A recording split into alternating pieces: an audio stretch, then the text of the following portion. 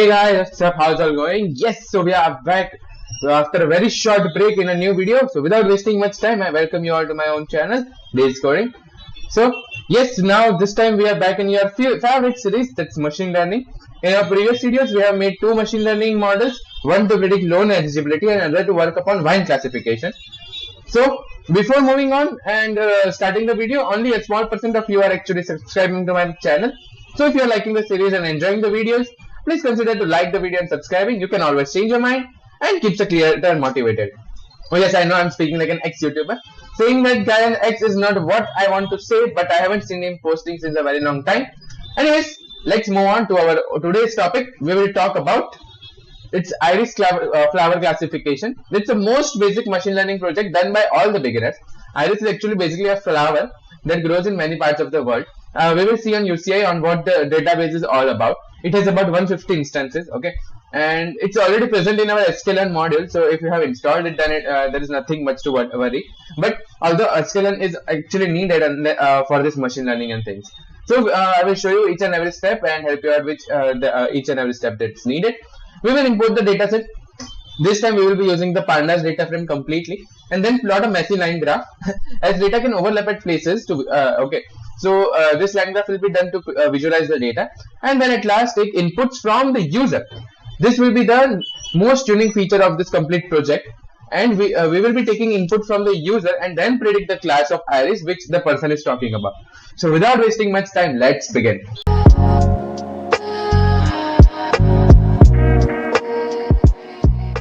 Okay, so now I'm here in this UCI machine learning repository. So all I want you is to just to show you what this dataset is all about. I don't want you to import and use this code from UCI. I don't want you to download this dataset. I just want to show what this dataset is all about. Okay, so it's from Fisher in 1936. So it's an older dataset, and it's the earliest known dataset that's used for evaluating classification methods. Okay, so and each instance is the plant.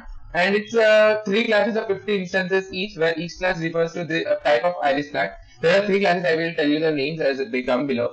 Okay, and yes, the predictor attribute the attribute to be predicted is the class of this iris plant. Okay, this dataset is simple to work upon. Okay, so it's nothing much to worry about. It's easy. We will be using over here as the logistic regression. Okay, and yes. So now I want you to see this variables table. There are 4 variables. There are 4 features actually. There are 5 variables, but 4 features and 1 target. The target is the class or the type of iris plant that we are talking about. And then we have this floral characteristics, that's petal and sepal length and width. Okay. So you might be knowing these names. You might have studied in earlier classes also. So that's it. And there are these 3 classes. That's iris setosa, iris versicolor, and iris virginica. Okay. So there are these 3 classes which we shall be predicting upon. Okay, so that's it. I just wanted to give you an introduction to this data set, nothing more. Okay, and now let's move on to our file explorer, right? So over here I have this file already made. Let me show you what is it all about. So this is all importing modules. Then this is the data frame. This time this is the Panda data frame that's being returned. Okay, so this is the data frame that's being given out. Okay, then there is this logistic regression model, and then we have plotted the graph for the same, and then we have given it the best number, the best random state number. Okay, then we are giving this thing. This is what I had told you about, that that this time we will be accepting the input from the user, not from directly this X test Y test. Okay, so we are not doing this. We are doing this actually. We are doing this X test and Y test, but not that way. This time we will be taking the input from the user and then predicting the class of the iris flower. Okay, we will plot this graph over here. Okay, let's ignore this error. We will plot the graph over here, where I will show you how how we are visualizing the data, and then I will show you the point where this algorithm is plotting. Okay, so we will be plotting this user's points, the points that are inputted by the user, and then we will be plotting the points from the prediction value. Okay, so we will see. I will show you each and everything. Don't worry. Then there is this C, and this C value is actually used for machine learning, this logistic algorithms especially. It's because that this C value is something on which regularization of data is being used. But for this model, we don't need this, so we can skip this. I will tell you, but you can skip this as well. Okay. So that's it. Now, by default in all our videos, I will start from new file tutorial, or let's say cute iris.ipynd. Okay. So now what I want you guys to do is open any terminal window, that's PowerShell window. Okay. So opening the PowerShell window, I hope you have the pip command actually is prepared. Okay. So it should be set. Okay. Then I want you guys to do pip install Jupyter. Install Jupyter. Okay. Then I want you guys to install Sklearn, and the third one, not the third one. That's it. These are only two that we need. Okay, so you will be installing these two modules. I have already satisfied. You can separate these things by comma if you want to install multiple modules. Okay, so that's it. It will. I have already both of them installed, so I don't have to wait for much time. Another thing, what I want you guys to do is head to your VS Code, head to extension, and install this extension called Jupyter. Okay, so you have to search this extension Jupyter, and then it will give you a list from where you will install this one. It will install 4 other by itself. Okay, so that's all its backend that's helping it out. Okay, so we don't have to worry about these things. It's this cell tags and notebook, etc, etc. Okay, so that's it. Wait, expanded and okay, so maybe this may be using a semicolon. Okay, or you can run this thing twice as well. Okay, so I'm just cancelling this up. You can run this command twice. Pip install Jupyter and pip install Sklearn. Okay, no, not a big issue. Okay, and this extension is to be installed. That's it. So we are now all set for this model. Okay, so now what I want you guys to do is I want you guys to know some basic shortcuts for this Jupyter. First of all, you have to press escape to go out of the cell, and enter to make the cursor enter the cell. Go out of the cell by pressing escape. Add a new cell by pressing the key B, this key, A, B, C, D, the second letter. Okay, and you have to press D key twice in order to delete the cell. That's it. These are the basic things that I want you guys to know. Then you press Control and Enter to run a cell. Okay, and we will be setting this kernel. Wait, just give me a minute.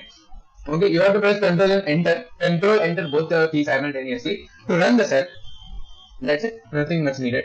Okay, now I want you guys to go is to in this console, your console. Let's hit Enter. Now type here Jupyter server. Last time we used this Jupyter Notebook, but that thing is not much needed now. You can use the Jupyter server command as well. So it will start a server. That's all. It will not start a notebook page for us, and that's what we want, right? Why I'm preferring this VS Code instead of Jupyter Notebook from the browser. Because this VS Code is actually makes things easier for us to write and type upon. Okay, so that's why I just want this VS Code to work.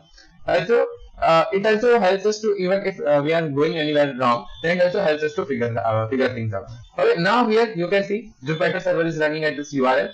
So I want you guys to copy this URL, Control C, and then select kernel, select another kernel, existing Jupyter server. This was the one I previously entered, but it's not now used. Okay, enter a URL, Control V, enter, and go on. So the server has been now set up. Perfect. Now I want this to import NumPy as NP. So we will be wait. So now change this Python to Markdown. You can click over here, and then change this to Markdown. Type hashtag. Hashtag stands for a heading. Okay, and type here importing modules. Okay, this thing is not needed, but yes, it's better that you enter this headings so that it helps you guys to understand if there is a if you are reading someone else's code or someone else is reading your code. Okay, of course Python comments are a thing. Okay, but Markdown is also something that you can use. Okay, nothing more I want to say. It's all depending upon your choice. Okay, so now let's import the modules. Import NumPy as NP, of course. Import matplotlib dot pyplot, of course. SPLT. Import. Okay, that's it. I say yes. Import pandas as PD. We may need it. Okay, but it's not actually need. Maybe it can be used. It may not be used. But these three modules are actually basic that we always import at the start of any such model, any such machine learning model. Now let's from sklearn dot datasets import load iris. Okay, from sklearn dot pre-processing. Okay, this is not needed. Linear model import logistic regression. Okay, and that's it. Let's see if we will need anything else, then I will import it over here. No, not an issue. Okay, Sklearn the linear model, and okay, yes, we will need something more from Sklearn dot model selection import test trace split. That's it. Okay, okay, so that's all. Now enter a new cell. Now we shall be starting with the data frame. So write df equals load iris. That's a function as a frame is equal to true. It takes a boolean value. Okay, so df now if I want to show, if I want to see the type, see it will show you. It will okay wait. See over here. It will show me an error. That's because I haven't run this cell, so it doesn't know from where this load iris comes from. Jupyter has actually a basic important a feature of Jupyter is that it sets up variables in a fixed phrase. Okay, so if you haven't run this if you haven't run this, then it doesn't know from where this load iris comes from. So when you run the cells for the first time, when you run the whole module for the first time, click on run all so that it knows from where these things are being imported, and then you will not find this name error. Okay. Anyways, let's wait for this thing to run. Till then, let me show you what else we are typing. We will be giving this data frame will be written as a Pandas data frame. Okay. So now this time we will be doing the complete Pandas itself. Okay. So you if I show df.drop. Okay. Wait. So this is not actually a Pandas data frame till now. So I will be writing a data, and now I will be giving it df equals data dot frame. Okay, so this time it knows, and it yes. So this time it's a Pandas data frame. Let me write this type. Let me show you it once again. Yes, sometimes error occurs. See over here, it's giving it a Pandas data frame. Perfect. So now how? Let's say if you don't want to use this type command, this type function. So what you will do is df.drop. Just type this. If this thing actually appears, df.drop in this suggestion drop down, or if it the interpreter accepts, then it means that it's a Pandas data frame. Okay, so just it's a basic technique. Okay, nothing much. Okay, right. So now let's give this an X array that we are dropping one column. Okay, wait. Let's write df.type. So as you guys know that which columns we are targeting. So that's the target. That's the three class that we had talked about, right? So X is a df.drop. Drop basically means that you are removing that column from the complete dataset which you want to give it to the variable X. Okay, so that columns equals target. Give it as a string. Target axis equals 1. Okay, so what does this axis actually mean? So there are two axes. Axis takes two values, 0 or 1. 0 stands for row, 1 stands for column. This is a basic logic that you have to remember. Okay, nothing much of an rocket science over here. That's it. Axis is 1, and let's run this. So there is no error. And Y is basically df in bracket square bracket tab. Okay, so what does this square bracket stand for? It means that you are selecting the column. Okay, that's it, nothing more. So let me show you X comma Y, and you have this two columns ready. Okay, perfect. So this is it. Now let's enter a new cell. This time we will be doing, okay, now double click over here so that it removes this, it collapses this output. Next is what I want to show is this like this line graph. Okay, so let's start. X2 is equal to np.array x. Okay, let's do this. If it doesn't take, then we will see pid.plot x2 comma y2 y2. Okay, and let's see pid.show. Okay, see over here, this is the thing. Wait.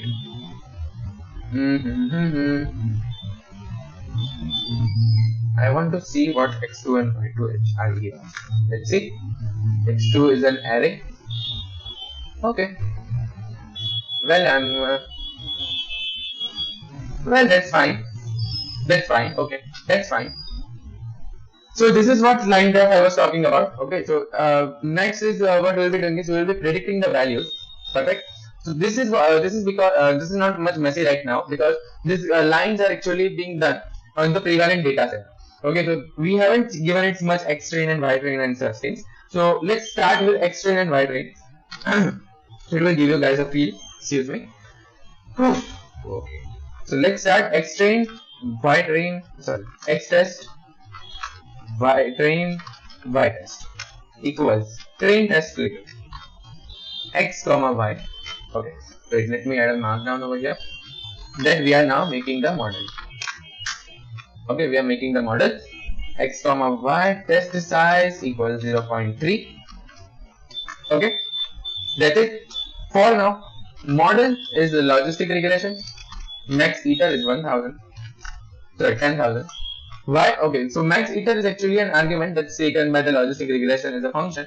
It specifies for how many times this model will be running on itself, or it will be iterating it over itself, so as to help it out, so as to define that it doesn't go into an infinite loop. Okay, that's it. That's all that we want.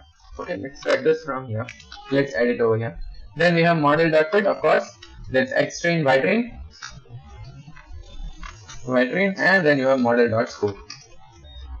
X test, Y test, Y test. Okay, that's it. So each time you run this model.score, it will give you different values. Yes. Each time you run this cell, it will give you different values, right? So now I want to actually learn this, give this as random states. Random states is basically actually an integer that gives that's actually taken by the string split function as an argument, which helps it to actually determine which type of splitting it should be doing. What we want is here to get the maximum accuracy. So let's make an SCR as a blank list. Now for let's say RSNO, that's random state number in range 22 and 51 actually. So because I want to take 51 as well, 50 as well. Okay, then it will do this. Now I want scr dot append this model score. Okay, now we have RS, that's RS as range 22, 51. Yes. Now I want plt dot plot as RS comma scr comma marker that should be a star. Okay, and I want plt dot grade to be shown, and I want to show plt dot show. Okay, I will show you something which we will be fixing soon, right? Okay, no, that's an error. Let's give this as a random state equals RSNO. Yes, now it will work. See over here, it gives me on the y-axis it's giving me 198, 96, 94, 92. It's giving me an even flex. But see over here, this point is not defined now. We don't know how much accuracy is over here. Okay. Also, this 1 for which it stands for is not known for which value we are going on. Yes, you can count 22, 23, 24, but say for a larger graph where you are plotting it, you don't know, you may not be able to know that. Okay, so now I will be doing is plt.fig size equals, give it an x and y, like rows and columns. Okay, then you have plt.x6,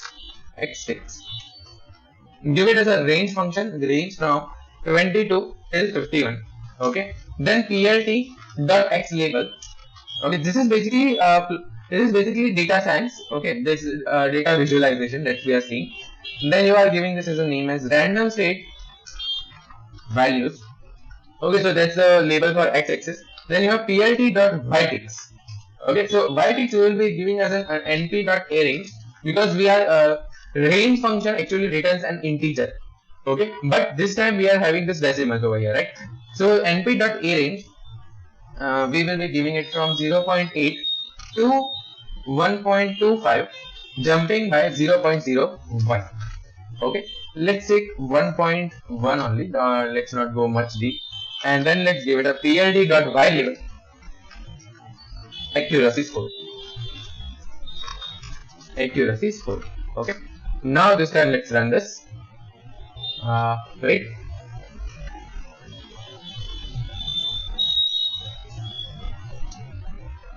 Okay, so let's define it over here. Yes, perfect. Now is it plotting two graphs? Okay, let's plot it over here. Yes, perfect. See over here, you guys can see now that's 22, 23. Let's decrease the size. Okay. Yes. So that this thing comes near. Let's give it a 12. Let's run this. Okay. That's it. Now I don't want to decrease the size much now. So let's decrease this to 85 so that it becomes easier for us to see. Okay, it starts from 85. It ends till 1.1. Yes. Let's give this as 1.05. I'm just refining this. There's nothing much needed. I'm explaining this. I will explain this what graph is all about. Okay. So yes, now you guys can see. Let's remove this page. Remove this. I just wanted to show you what was it all about.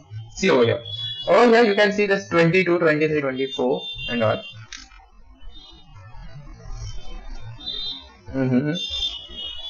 Why is it doing this to me? Wait, just give me a minute. Give this a 12 and give this a 8. Okay, see over here. You guys can see. Probably yes. So that's 22. That stands for somewhere between 0.955, right? Then 23 that stands for 1. So it's the most accurate random state value that we shall be preferring upon. Okay. Then the least value that we are facing over here is 0.89, and that's all. Okay, so there's nothing much that should be discussed in over here. And that's the graph we are plotting. Okay, so that's it. So now what I will be doing is we will be double clicking over here, double click here, so that this cell is now closed. Let's copy the cell, click outside and paste it. Okay, now we will be doing some basic removals. Remove this and wait. Remove this. Okay, oh, sorry. Remove this. Yes, and remove this. Perfect. See over here. This time we will be giving it as a 23. Okay. So now we have the most accurate model now made. Perfectly fine. Right. That's it. We are giving it a 10 to split, and then we are giving it a model. Then we are getting the model. Okay. Now I want is to enter a new cell. Now I will show you what this plotting and things are about. tlt.plot x-train and y-train. Okay, so see over here, that's a message line graph that I was talking about. You have to always write tlt.show. See over here, or else it will show you this. These all codes, right? We don't want to see this. Okay, so this is what I was talking about. Okay, so this is the messy graph that I was talking about. Now, what I want is to do is I want to this time I'm accepting the user's input. Okay, so I want it to be in this order. That's it over here. This variable length, this variable order. So this is a sepal length. Let's write SL equals float. That's because we will be taking a float and not a string.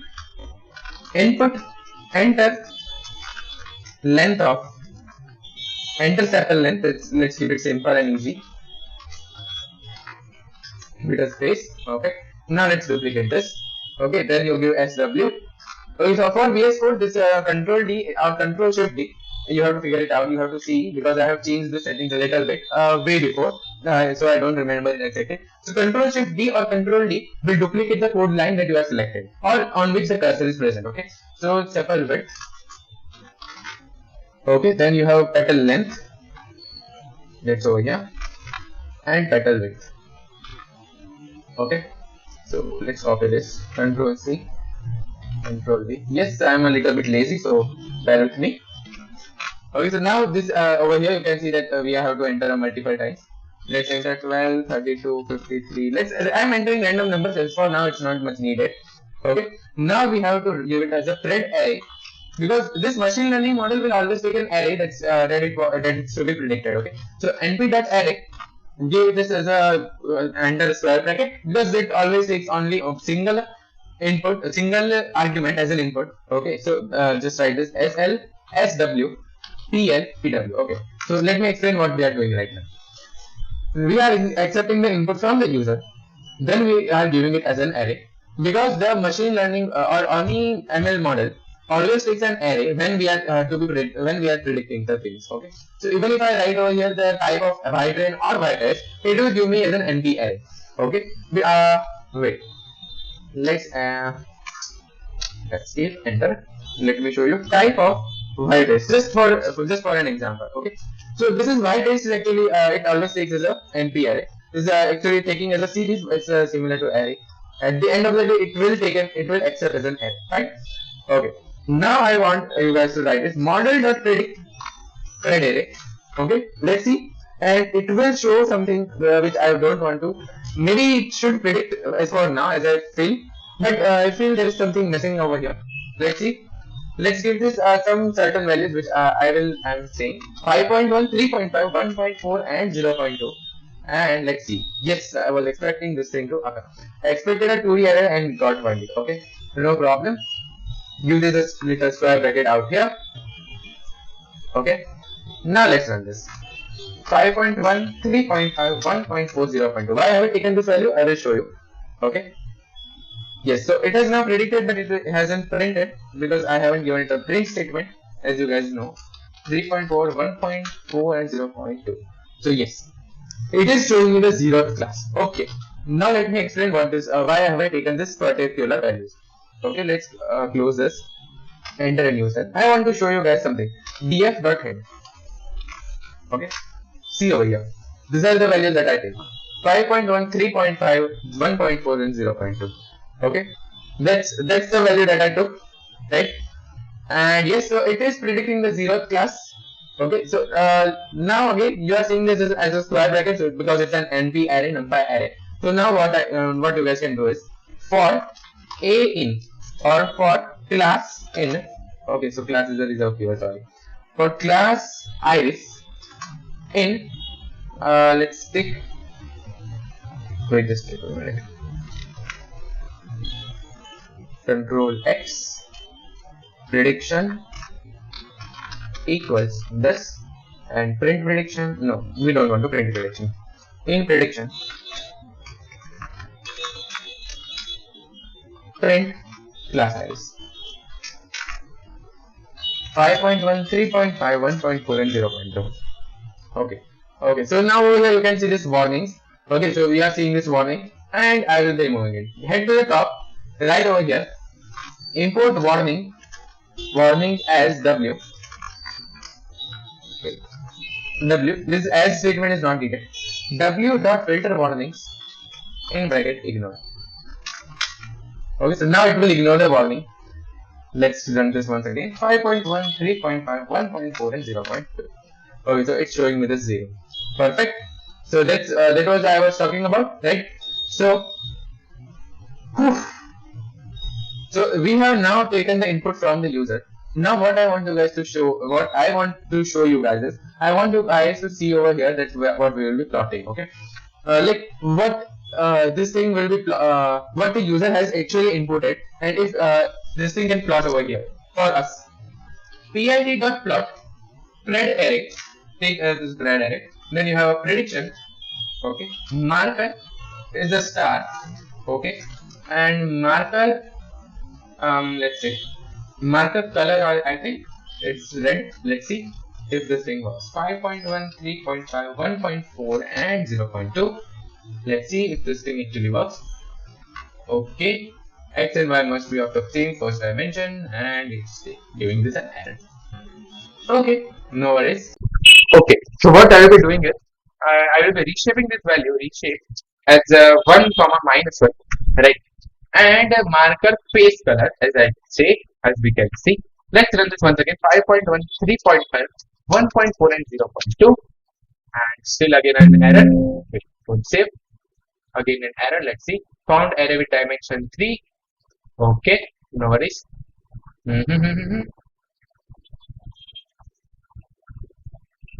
Let's cut this from here and paste it here. Let's see. 0.2.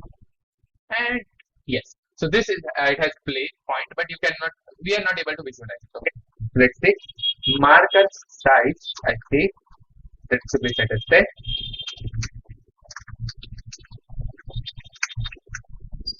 Yes, so marker. So the size has been increased now, so you guys can see over here. Now over here in this left column on the y-axis, you can see that it's plotting 1.5, 1.0, 1.5 and all. So that's this is what we don't need. Right, so there are only 3 classes, like 0, 1, 2, right? So that's what we need, 0, 1, 2. Okay, so we don't want this thing to plot it in this way. So now plt.whitex, then you take a range function 0 to 3. Okay, and also give it a plt.ylabel as classes of iris. Then take plt.xtix, not xtix, it's just xlabel, feature values. Okay, and that's it. Let's see, 5.1, 3.5, 1.4 and 0.2. Okay, over here that's giving me feature values and classes of iris. Okay, and that's it. This is what I was going to show, main, that we are accepting the input from the user and then we are plotting it on the graph, right? Also, one more thing that I want to show, let's assume it over somewhere over here. Let's take for the first one, this first class. So this time let's run this. Let's give it let's say 1.6, 3.9, 5.6 and 1.5. Let's see, it's plotting for the second one. Over here you can see, right? So it's predicting and it's also plotting for the markers for the same, right? I just wanted to show you. Say if you guys have a CSV file, right? Say if you guys have a CSV file. I'm entering a multi-line comment over here. So what you guys do is, you guys give it a data, it gives a data frame directly. Df equals pandas or pd.read_csv and the CSV file name. CSV name. Okay, so you just give this over here. So that this thing actually returns the pandas data frame, and then yes, you can apply this thing as well. Okay, so this is all that I wanted to tell.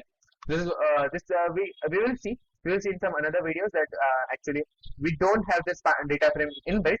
Okay, we will see in some another videos. So till the next video, bye bye, take care, all the very best.